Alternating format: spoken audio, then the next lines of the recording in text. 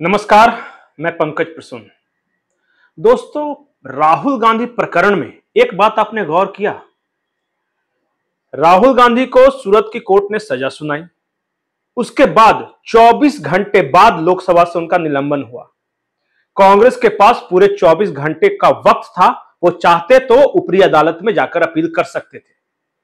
कांग्रेस के पास वकीलों की लंबी चौड़ी फौज है, लेकिन उन्होंने ऐसा नहीं किया। इसी कांग्रेस ने पवन खेड़ा प्रकरण में वही किया था। पवन खेड़ा ने एक प्रेस कॉन्फ्रेंस के दौरान प्रधानमंत्री नरेंद्र मोदी का पूरा नाम लेते हुए बीच में एक आपत्तिजनक शब्द का इस्तेमाल किया था। उनके पिताजी की जगह पे गौतम दास मोदी कहा था।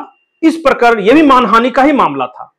जैसे ही असम पुलिस ने पवन खेड़ा को गिरफ्तार किया, अभिषेक मनु सिंघवी, कपिल सिब्बल तुरंत पहुंच गए सुप्रीम कोर्ट। उन्होंने तुरंत जमानत ले लिया।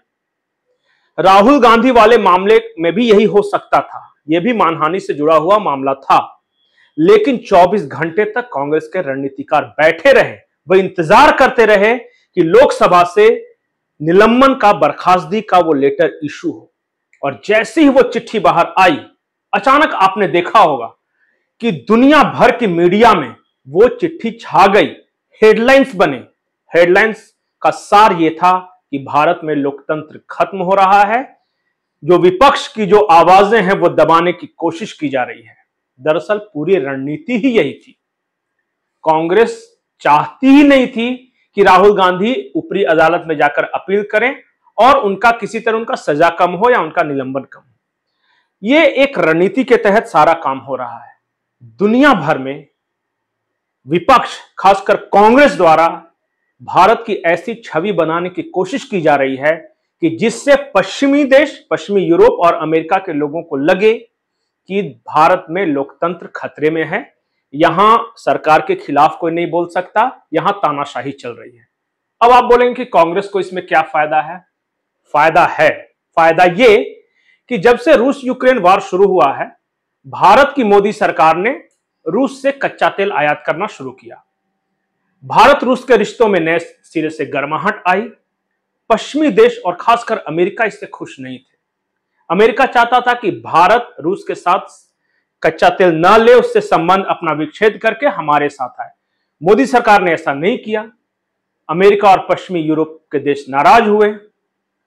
अब वे डायरेक्ट तो कुछ कर नहीं सकते, तो उन्होंने पश्चिमी देशों की मीडिया की भाषा समझिए, सोरोस का बयान समझिए, खालिस्तान का मूवमेंट समझिए और ब्रिटिश हाई कमीशन पे खालिस्तानियों का हमला समझिए।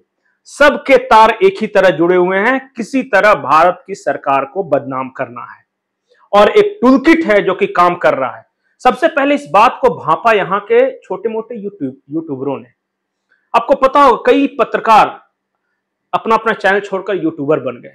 वो विदेश गए, उन्होंने यूट्यूब चैनल शुरू किया। अचानक देखते देखते करोड़पति हो गए। आज सैकड़ों की संख्या में वैसे यूट्यूबर मोदी सरकार को लिटरली गरिया रहे हैं, जिसको हम ठेठ भाषा में कहते हैं, और पैसे भी कमा रहे हैं। हाल के दिनों में राहुल गांधी की कई विदेश यात्राएं हुई। रॉबर्ट वाड्रा अभी भी विदेश में हैं। आखिर ये विदेश टूलकिट भारत को इतना पैसे दे क्यों रहा है? मकसद सिर्फ एक कि किसी तरह मोदी सरकार को बदनाम किया जाए, उन्हें अपदस्थ किया जाए, ताकि जो अगली सरकार आए वो ज्यादा यूरोप फ्रेंडली या ज्यादा अमेरिका फ्रेंडली हो सके रशिया के बनिस्पत। यह तो खैर एक खबर थी। दूसरी खबर, और आज प्रेस कॉन्फ्रेंस के दौरान राहुल गांधी ने क्या कहा? उन्होंने कहा कि भारत जोड़ो यात्रा के दौरान सारे समुदाय को हमने एक तरीके से देखा। कांग्रेस कभी भेदभाव नहीं करती, कांग्रेस कभी किसी का तुष्टिकरण नहीं करती। जब राहुल गांधी ये बोल रहे थे तो मुझे याद आ रही थी शाहबानो। दरअसल शाहबानो की शादी 1932 में अहमद खान के साथ हुई थी। मध्य प्रदेश की महिला थी। 5 बच्चे हुए थे। जब शाहबानो की उम्र बढ़ गई या वो 65 साल की हो गई तो उनके पति अहमद खान ने उन्हें तलाक दे दिया। मामला मध्य प्रदेश की हाईकोर्ट में गया।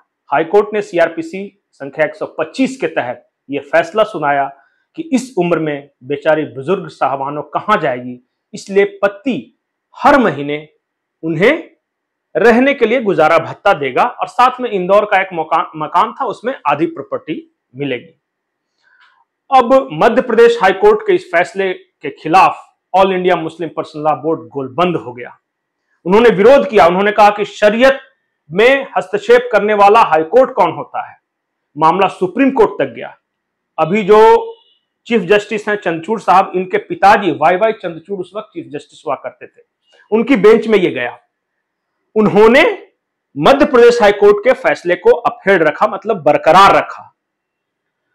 चारों तरफ आंदोलन होने लगे। मुस्लिम पर्सनल लॉ बोर्ड के जो मौलवी मुल्ला थे उन्होंने बयानबाजी शुरू कर दी। राजीव गांधी सरकार में उस वक्त एक वन पर्यावरण मंत्री थे जिनका नाम था जियाउर रहमान।